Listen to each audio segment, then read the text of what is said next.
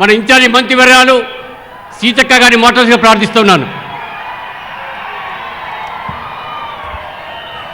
ఎర్రటి ఎండలను సైతం లెక్క చేయకుండా మిట్ట మధ్యాహ్నం గుండెల నిండా కాంగ్రెస్ పార్టీని చెయ్యి గుర్తును రేవంత్ రెడ్డి గారిని, రాహుల్ గాంధీ గారిని, సోనియా గాంధీ గారిని గుర్తుపెట్టుకొని మల్లికార్జున్ గారి నాయకత్వంలో అశేషంగా తరలి వచ్చిన ఆసిఫాబాద్ జిల్లా 2 నియోజకవర్గాల కార్యకర్తలు, ఆసిఫాబాద్, సిర్పూర్, కాగజ్ నగర్ కార్యకర్తలందరికీ కూడా పేరు పేరున హృదయపూర్వక నమస్కారాలు. మన ముఖ్యమంత్రి గారికి ఇంకా 2-3 ప్రోగ్రామ్స్ ఉన్నాయి కాబట్టి మరి తొందరలోనే ఈ సభను ముగించడం జరుగుతుంది. పెద్దలందరికీ, ముఖ్యమంత్రి గారికి ప్రత్యేక ధన్యవాదాలు. సభ అధ్యక్షులు, జిల్లా నాయకులు, మాజీ ఎమ్మెల్యేలు, మరి కేంద్ర మాజీ మంత్రులు, ఎమ్మెల్యేలు అందరికీ కూడా, మా అక్కలకు, తమ్ములకు అందరికీ నమస్కారాలు. ఇవాళ స్వేచ్ఛగా బతుకుతున్నామంటే కాంగ్రెస్ పార్టీ తీసుకొచ్చినటువంటి అంబేద్కర్ గారి చేత రచింపజేయబటువంటి భారత రాజ్యాంగం ఉండాలంటే చేయి గుర్తుకు ఓటేయండి.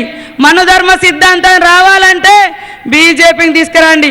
కానీ ఈరోజు బీజేపీ పేదల పార్టీ కాదు, అది కేవలం దోపిడీదారుల పార్టీ, కార్పొరేట్ కంపెనీల పార్టీ.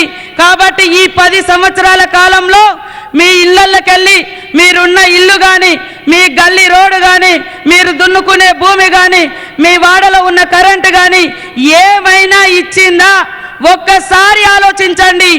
బీఆర్ఎస్ కూడా ఇంకా కేసీఆర్ గారు పవర్ హ్యాంగ్ ఓవర్లో బతుకుతున్నాడు, అధికార మత్తులో బతుకుతున్నాడు, అధికారం ఉన్నామనేటువంటి భ్రమలో బతుకుతున్నాడు.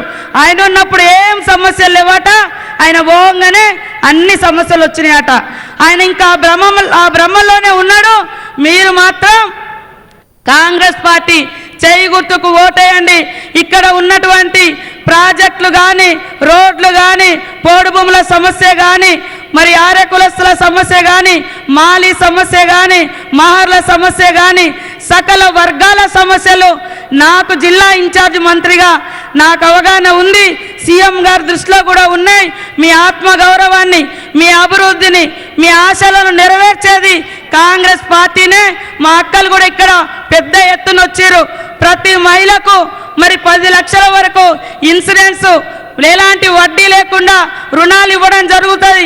ఇప్పటికే 3 నెలల్లో ఉచితంగా బస్సు ప్రయాణం, అంగన్వాడీ అప్గ్రేడ్లతో పాటు 34,000 మందికి 3 నెలల్లో ఉద్యోగాలు ఇచ్చినటువంటి ఘనత మన సీఎం రేవంత్ రెడ్డి గారిది.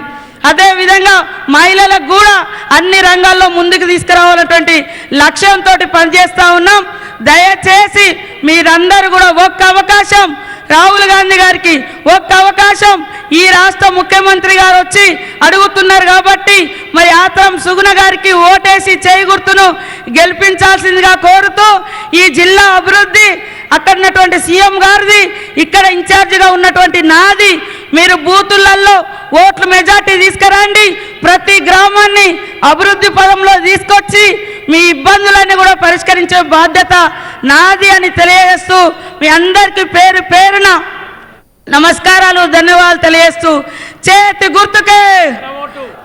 గుర్తుకే అందరు చేయలేపి దయచేసి చేతి గుర్తుకే. ఆడబిడ్డలం ఇద్దరం ఉన్నాం ఈడ.